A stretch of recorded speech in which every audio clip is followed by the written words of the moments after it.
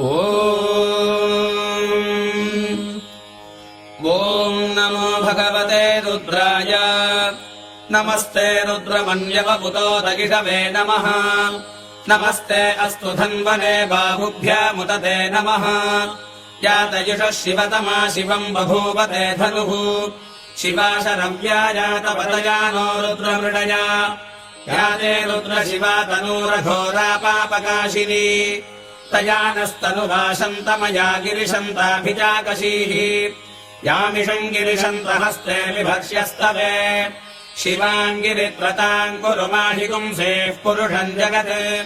शिवेन वचसा त्वा गिरिशाच्छा वदामसि यथा नः सर्वमित्यकथयक्ष्मकुम् सुमना असत् अध्यवोचदधिभक्ता प्रथमो दैव्योऽभिषत् अधीकश्च सर्वाण्यम् भजन् सर्वाश्च यातु धान्यः असौजस्ताम्रो अरुण उत बभ्रः सुमङ्गलः ये देवागुम् रुद्र अभितो दिक्षु श्रुताः सहस्रसो मीशागुम् भेडयीमहे असौ यो वसर्पतिनीलग्रीवो विलोहितः उतैनम् गोप अदृशन्नदृशन्नुतहार्यः उतैनम् विश्वाभूतानि सदृष्टो मृडयादिनः नमो अस्तु नीलग्रीवाय सहस्राक्षाय मेघुषे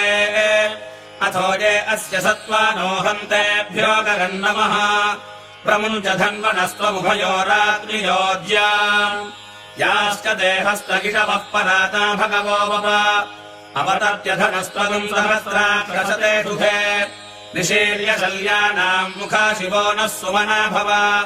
विर्जन्धनः पवर्धिनो विशल्यो वानवागुम् पुता अनेशन्नस्येषव आभुरस्य रिषङ्गतिः याते हेतुर्मेषुष्टमहस्ते बभूवते धनुः तयास्मान् विश्वतस्त्वमयक्ष्मया परिभुजा नमस्ते अस्त्वायुधायानातदाय धृष्णवे गुहाभ्यामुदते नमो बाहुभ्याम् तव धन्वने वरिते धन्वनो हेतिरस्मान् वृणक्तु विश्वतः अथो जयिषुधिस्तबाले अस्मन्निधेहितम् नमस्ते अस्तु भगवन् विश्वेश्वराय महादेवाय त्र्यम्बकाय त्रिपुरान्तकाय त्रिकालाग्निकालाय कालाग्निरुद्राय नीलकण्ठाय मृत्युञ्जयाय सर्वेश्वराय सदाशिवाय श्रीमन्महादेवाय नमः नमो हिरण्यवाहवे सेनान्ये दिशाञ्च पतये नमो नमो वृक्षेभ्यो हरिकेशेभ्यः पशूनाम् पतये नमो नमः स्वस्मिञ्जराय त्विषीमते पथीनाम् पतये नमो नमो बभ्रुषाय विव्याधिनेन्द्राणाम् पतये नमो नमो हरिकेशायोपवीदिने पुष्टानाम् पतये नमो नमो भवस्य हेती जगताम् पतये नमो नमो रुद्राय क्षेत्राणाम् पतये नमो नमः सूताय हन्त्याय वनानाम् पतये नमो नमो रोहिताय स्थपतये वृक्षाणाम् पतये नमो नमो मन्त्रिणे वाणिजाय कक्षाणाम् पतये नमो नमो भुवन्तये वारिवस्कृताय औषधीनाम् पतये नमो नम उच्चे घोषाय क्रन्दयते बद्धीनाम् पतये नमो नमः कृत्स्नवीताय धावते सत्त्वनाम् पतये नमः नमः सखमाणाय निर्व्याधिन आव्याधिनीनाम् पतये नमो नमः प्रभुभाय निषङ्गिने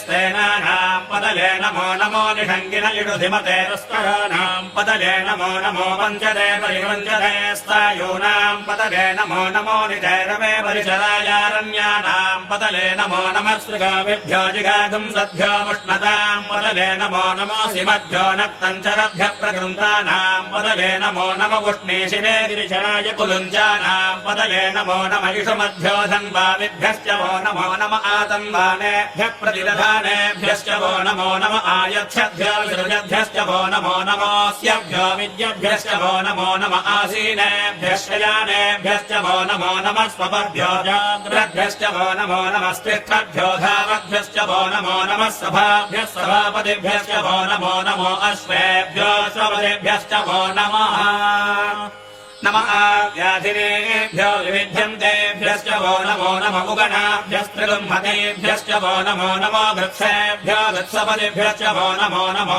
व्रातेभ्यो व्रातपदिभ्यश्च वो नमो नमो गणेभ्यो गणपतिभ्यश्च वो नमो विरूपेभ्यो विश्वरूपेभ्यश्च वो नमो महद्भ्यः क्षुल्लकेभ्यश्च वो नमो रसिभ्यो रथेभ्यश्च वो नमो रथेभ्यो रथपतिभ्यश्च वो नमो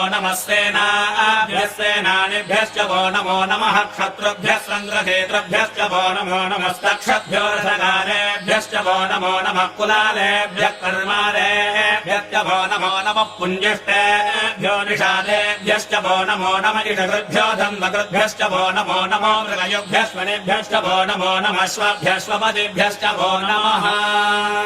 नमो भवाय च रुद्राय च नमः शर्वाय च पशुपतये च नमो नीलग्रीवाय च श्रीकण्ठाय च नमः कपर्दिने च व्यप्तकेशाय च नमः सहस्राक्षाय च शतधन्वने च नमो गिरिजाय च दुर्भिष्टाय च नमो मेढुष्टमाय चेतुमते च नमो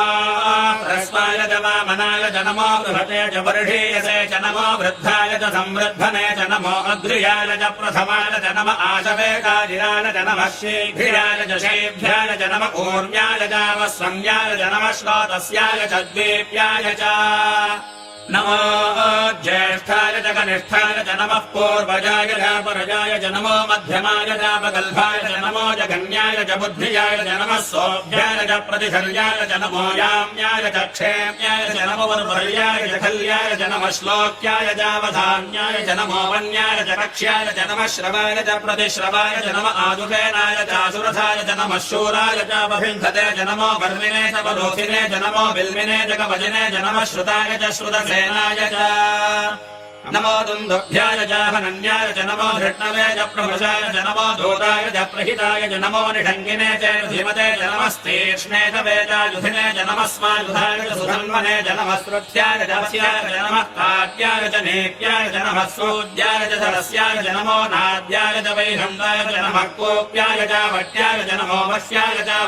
च नमो मेघ्याय च विद्युद्ध्याय च नम ईध्रियाय च धप्याय च नमो वात्याय च रेष्प्याय च नमो स्तव्याय च वास्तुपाय च